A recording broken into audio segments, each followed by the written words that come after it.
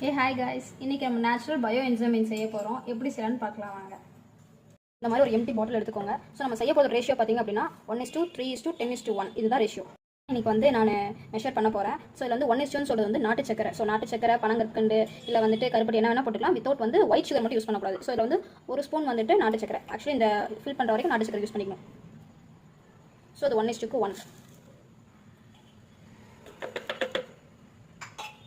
Next 3:1 சொன்னோமா. So 3க்கு வந்து பார்த்திங்க அப்படின்னா நம்ம வந்து லெமன் எடுத்துருக்கோம். ஸோ லெமனில் வந்து சீட்ஸ் எல்லாம் இருக்கவே கூடாது. சீட்ஸ் எல்லாம் ரிமூவ் பண்ணிடணும். லெமன் ப்ளஸ் நம்ம வந்து மாதுளம்பழம் எடுத்துருக்கோம். இதை வந்து 3:2 எடுத்துக்கணும். ஸோ வந்து இது 3 1 டைம் 2 தென் 3.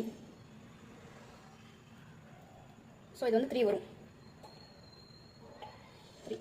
ஸோ 10:1 சொன்னது வந்துட்டு 10 வந்து வாட்டர். 10 டைம்ஸ் வந்து வாட்டர் யூஸ் பண்ணிக்கணும். 1 2 3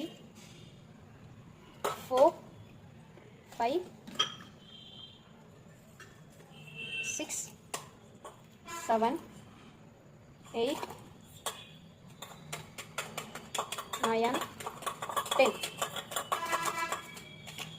வந்துட்டு இந்த கேப். ஸோ 1:3:10:1 அப்படிங்கிறது 1 வந்து நாட்டு சக்கரை, 3 வந்துட்டு பார்த்திங்க அப்படின்னா ஏதாவது ஃப்ரூட்ஸ் ஆர் வெஜிடபிள்ஸ் வந்து 3 டைம்ஸ் ஆட் பண்ணணும். 10 டைம்ஸ் ஆஃப் வாட்டர். 1 வந்து இந்த கேப் இருக்கணும். அந்த 1 இன்ச் அந்த 1 வந்து கேப்பாக இருக்க மாதிரி பார்த்துக்கணும்.